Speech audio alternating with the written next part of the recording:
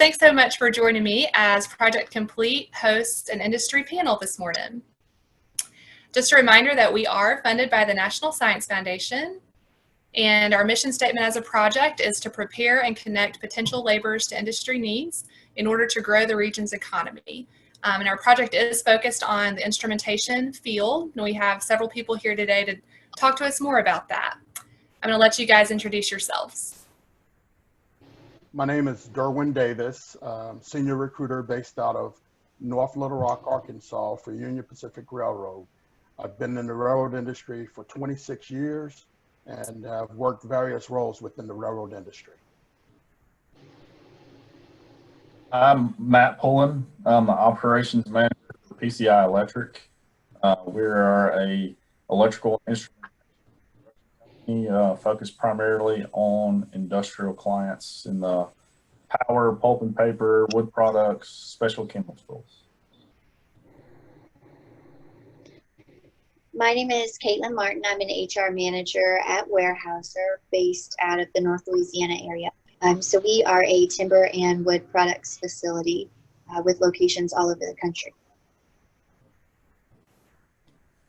All right. Thank you guys so much for joining me today. I know you're busy, so we really appreciate your time and just telling us more insights and information for our high school students and teachers and counselors.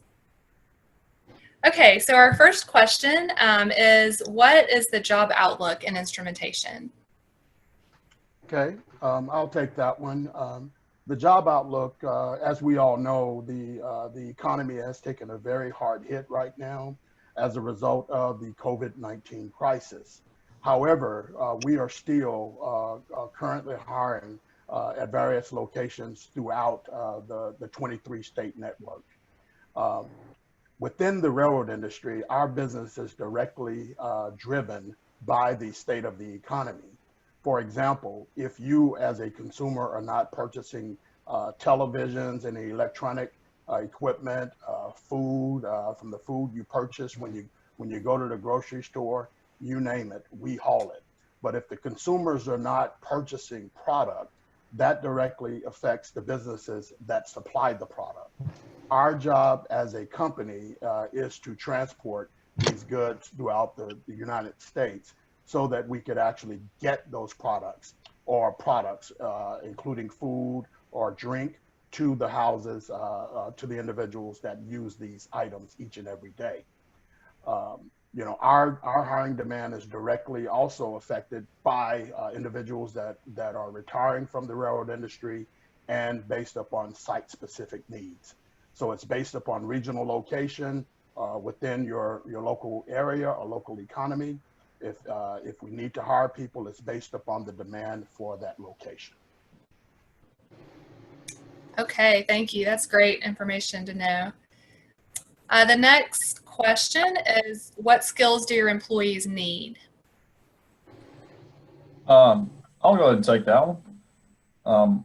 Our employees are slightly different from some in the construction industry. Our primary focus is around installation of new plants or upgrades to existing facilities. So ours may be a little bit different. From an instrumentation electrical standpoint, the skills would be, for one, now that with the change the way it is, you've got to have some computer skills because everything's going to databases for tracking and control, things like that. On top of, you know, bending conduit, pulling wire, running tubing, terminations and PLC cabinets, troubleshooting skills.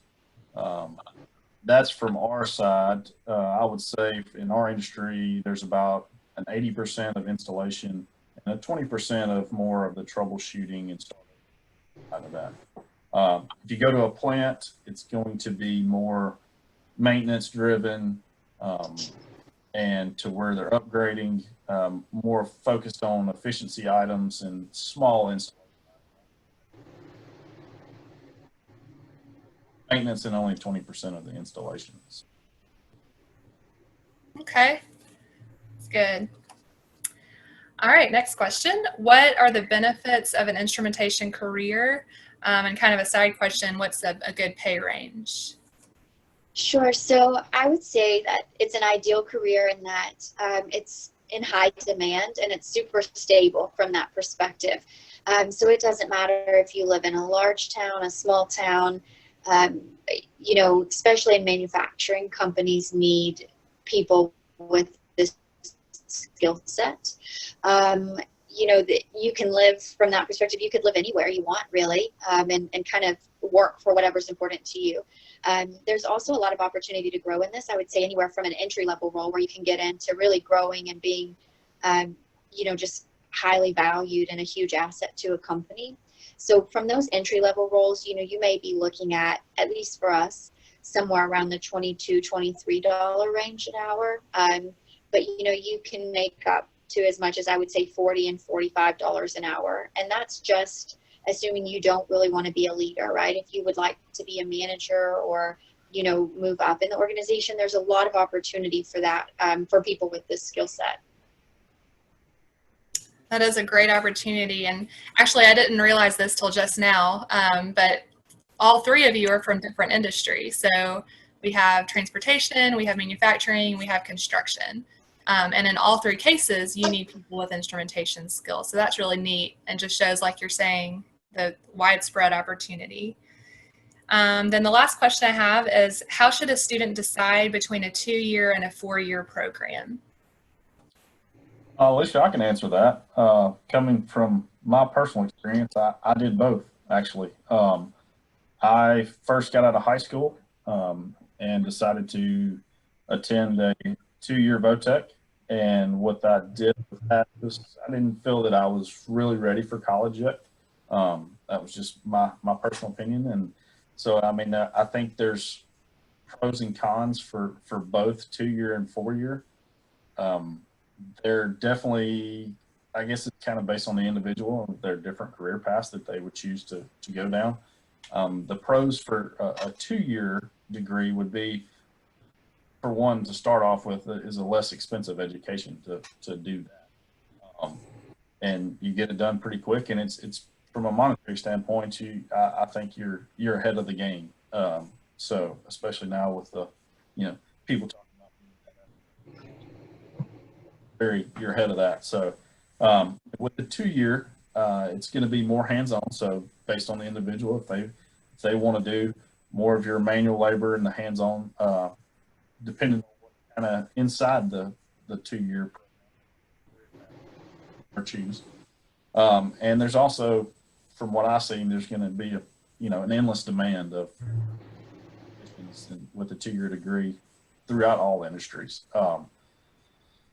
Some of the cons for going to a 2-year, I would say that your advancement in your career as far as moving up is maybe a little bit slower. Not saying you can't advance, but it's usually a little bit slower with the 2-year degree. And a majority of places, they have a lower advancement ceiling for your degree versus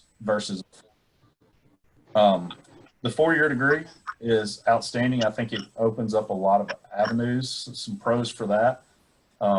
You can go to a 4-year degree and there's different avenues. You're more on the technical side as far as doing programming and HMI configuration and PLCs. You can also, instead of doing more of the plant work and having hands-on stuff, it's more of, design and troubleshooting. Some of the cons, it's more of, I would say, for one, you're starting off with a 4-year degree, so you're in education longer. And then a lot of people, especially in the construction industry, is, I would look at, I've got a couple jobs at our company that require a 4-year degree. And I wouldn't look at an individual with a 4-year degree unless he just absolutely wanted to do more of the technician work and that kind of stuff. So I would say that's more of a con. I would say there's a smaller market for a 4-year degree if finding a job. Not saying it's not a market for sure, because we definitely need them. But That's great. And I have worked with Matt before, and I just appreciate the skills you bring both in the hands-on and in the, design work. So thank you for sharing that. Thank you. Well, thank you all again. Those are all the questions I had. Unless you guys have anything else to add, I just want to say thanks for giving back to the next generation of instrumentation technicians and engineers. Thank you. Thank you, Alicia.